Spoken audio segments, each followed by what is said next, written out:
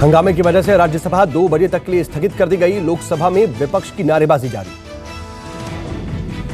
राहुल गांधी ने दिया लोकसभा में स्थगन प्रस्ताव। 3 कृषि कानूनों को लेकर के किसान आंदोलन के दौरान मारे गए किसानों को मुआवजा देने के मुद्दे पर स्थगन प्रस्ताव दिया गया।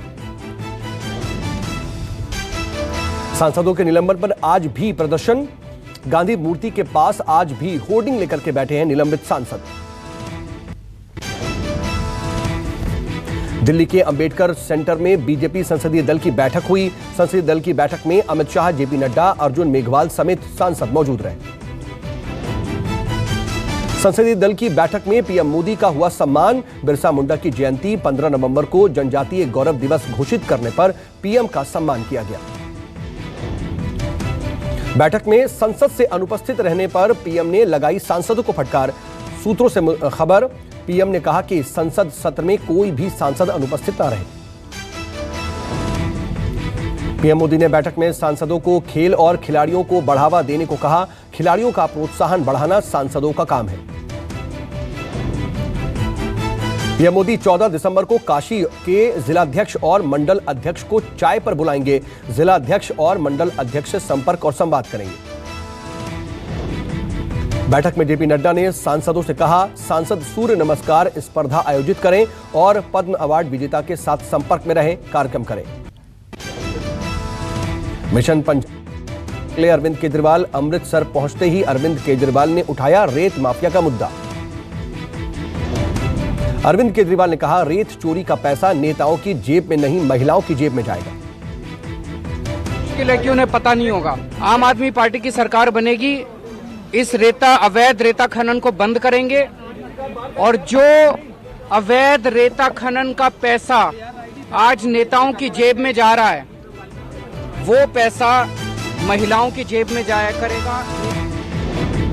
अरविंद केजरीवाल बोले, पंजाब के सीएम के संसदीय क्षेत्र चमकौर साहिब में अवैध बालू खनन हो रहा है। सीएम के निर्वाचन क्षेत्र में लगातार बालू खनन होना हैरानी की बात है। पंजाब के मुख्यमंत्री चन्नी साहब के अपने हलके चमकौर साहब में अवैध रेता माइनिंग होते हुए पाया गया है। आज मेरठ में आरएलडी और समाजवादी पार्टी की साझा रैली। गठबंधन का हो सकता है औपचारिक ऐलान। जयंत चौधरी और अखिलेश यादव एक साथ मंच पर योगी सरकार के खिलाफ हुंकार भरेंगे। रैली में ओम प्रकाश राजभर भी शामिल होंगे। आज लखनऊ दौरे पर प्रियंका गांधी। यूपी के वरिष्ठ कांग्रेस नेताओं से मुलाकात करेंगी प्रियंका गांधी। प्रियंका गांधी चुनावी रणनीति पर मंथन करेंगी और चुनाव की तैयारियों की समीक्षा करेंगी। गोरखपुर दौरे पर पीएम मोदी आज देंगे 9,600 करोड़ की परियोजनाओं की सौगात। एम्स और खाद कारखाने का करेंगे उद्घाटन। पीएम मोदी गोरखपुर में पूर्वी उत्तर प्रदेश के पहले एम्स और आरएमआरसी के हाईटेक लैब का उद्घाटन भी करेंगे। पीएम मोदी आज गोरखपुर में लोगों को एक रीजनल मेडिकल रिसर्च सेंटर की भी सौगात देंगे। इसमें 125 एमबीबीएस की सीटें हैं। पीएम मोदी के गोरखपुर दौरे से पहले यूपी के सीएम योगी आदित्यनाथ ने कहा, प्रधानमंत्री पूर्वी यूपी के सपनों को साकार करने आ रहे हैं। संयुक्त किसान मोर्चे की भी आज अहम बैठक में आंदोलन पर आगे की रणनीति पर मंथन करेंगे किसान। किसानों का दावा है कि एमएसपी पर कमेटी और केस वापसी का सरकार ने भरोसा दिया था, लेकिन नाम भेजने के 2 दिन बाद भी सरकार की ओर से कोई पहल नहीं हुई। दिल्ली के बॉर्डर्स को खाली कराने की मांग वाली याचिका पर सुप्रीम कोर्ट में आज अहम सुनवाई। किसानों को बॉर्डर से हटाने की मांग की गई है। देश में ओमिक्रॉन मरीज का खौफ बढ़ा। कुल मरीजों का आंकड़ा बढ़कर के 23 हुआ। मुंबई में ओमिक्रॉन के 2 और नए मामले सामने आए। दक्षिण अफ्रीका से वापसी करने वाले शख्स और उसके अमेरिका रिटर्न दोस्त ने इस वेरिएंट की पुष्टि हुई। महाराष्ट्र में 1 नवंबर के बाद से आने वाले सभी अंतर्राष्ट्रीय यात्रियों का सर्विलांस चल रहा है। अब तक 34 सैंपल जीनोम सीक्वेंसिंग के लिए भेजे जा चुके हैं। ओमिक्रॉन के खतरे के बीच विदेश से आए 100 से ज्यादा लोग महाराष्ट्र में हुए लापता। सभी लोगों को फोन भी बंद। पिछले कुछ दिनों में ये सभी लोग रिस्क शेयरिंग देशों से आए हैं। महाराष्ट्र प्रशासन पासपोर्ट और ट्रैवल डिटेल के जरिए लोगों को ट्रेस कर रही है। कल्याण डोंबिवली म्युनिसिपल कॉर्पोरेशन के मुताबिक 295 विदेशी यात्रियों में से 109 यात्रियों का कुछ भी पता नहीं, घरों में ताला लटका है और फोन बंद है। जयपुर में मिले सभी 9 ओमिक्रॉन संक्रमितों में बीमारी के कोई भी लक्षण नहीं है। कॉन्टैक्ट ट्रेसिंग के जरिए संक्रमित मरीजों से मिले लोगों का टेस्ट किया जा रहा है। जयपुर में अब तक 34 लोगों के सैंपल जीनोम सीक्वेंसिंग के लिए भेजे जा चुके हैं। 9 की रिपोर्ट पॉजिटिव आई और बाकी 25 नेगेटिव आए। कानपुर में ओमिक्रॉन को लेकर के अलर्ट। कानपुर प्रशासन भीड़ भाड़ वाली जगहों और रेलवे बस स्टेशन में कर रहा है यात्रियों की स्क्रीनिंग। कर्नाटक के चिकमंगलुरु के एक स्कूल में कोरोना विस्फोट, 100 से ज्यादा छात्र और स्टाफ हुए कोरोना पॉजिटिव।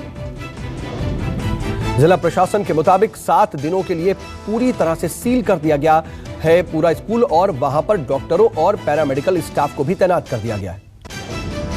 दिल्ली सरकार ने कतर एयरलाइंस को जारी किया नोटिस। एयरलाइंस पर विदेश से आ रहे यात्रियों की गाइडलाइन पालन न करने का आरोप। कतर एयरलाइंस की फ्लाइट QR 578 के लिए नोटिस जारी किया गया। कतर से दिल्ली पहुंचे इस फ्लाइट के कुछ लोगों का टेस्ट होना था पर टेस्ट नहीं हुआ। एयरलाइंस के एयरपोर्ट मैनेजर को अगले 24 घंटे में दिल्ली सरकार को जवाब देना होगा। एयरपोर्ट पर नोडल इंचार्ज ने जारी किया है नोटिस। दिल्ली में पिछले 24 घंटे में कोरोना के 6,822 देश में नए मामले सामने आए हैं और 220 लोगों की मौत हुई है। देश में अब एक्टिव मामलों की संख्या 95,014 हुई। एक दिन में 10,000 से ज्यादा लोग रिकवर हुए।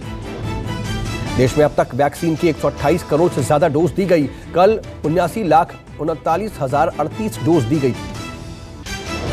भारत को जल्द मिलेंगे कोरोना के 2 और स्वदेशी टीके। केंद्रीय स्वास्थ्य मंत्री मनसुख मंडाविया स्वदेशी टीके की उन्होंने पुष्टि की। लोकसभा में मनसुख मंडाविया ने कहा, पूरा हो चुका है तीसरे फेज का ट्रायल। आने वाले दिनों में 2 और स्वदेशी कोविड-19 टीके उपलब्ध होंगे।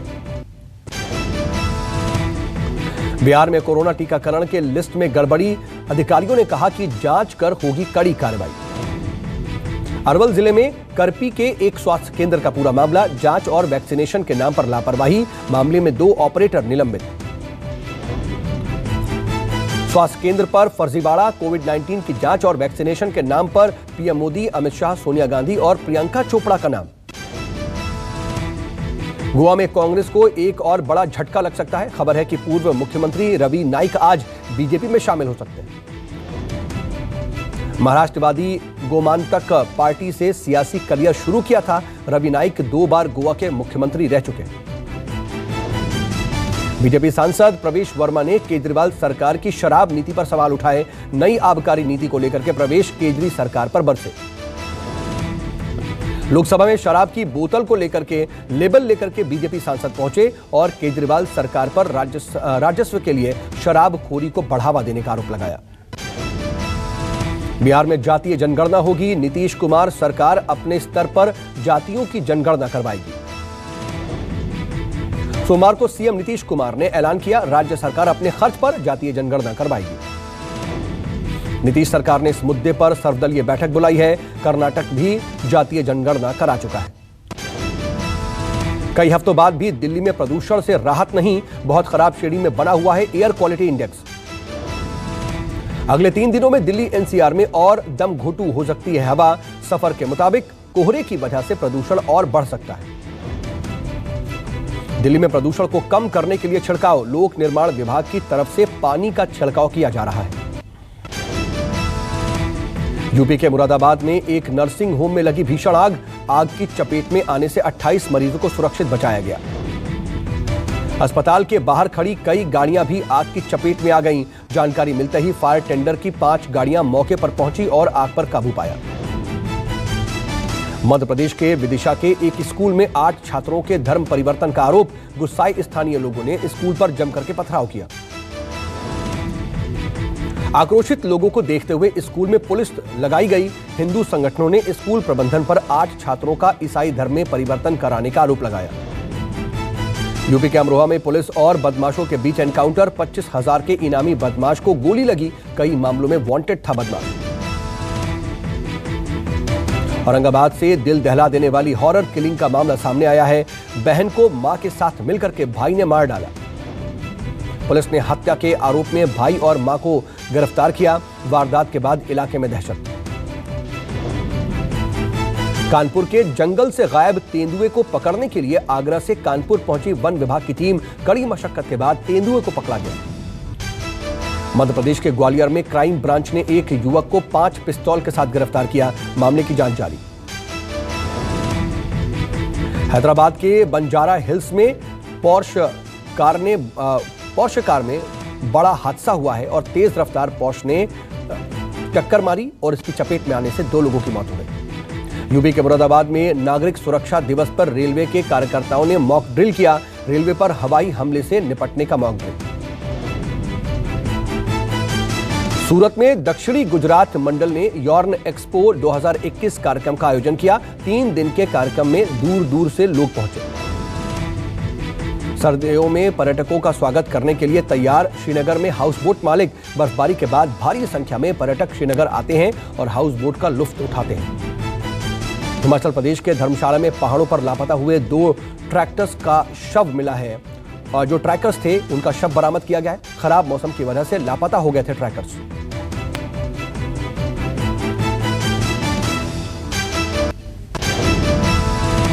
यूपी के बुलंदशहर में फिल्मी अंदाज में गोलीकांड। पूर्व ब्लॉक प्रमुख हाजी यूनुस के काफिले पर अंधाधुंध फायरिंग हुई। शादी में शामिल होकर के वापस लौट रहे थे पूर्व ब्लॉक प्रमुख हाजी यूनुस। गोलीकांड में 4 लोग जख्मी हुए हैं। घायलों का अस्पताल में कराया गया है। उन्हें भर्ती और इलाज जारी है।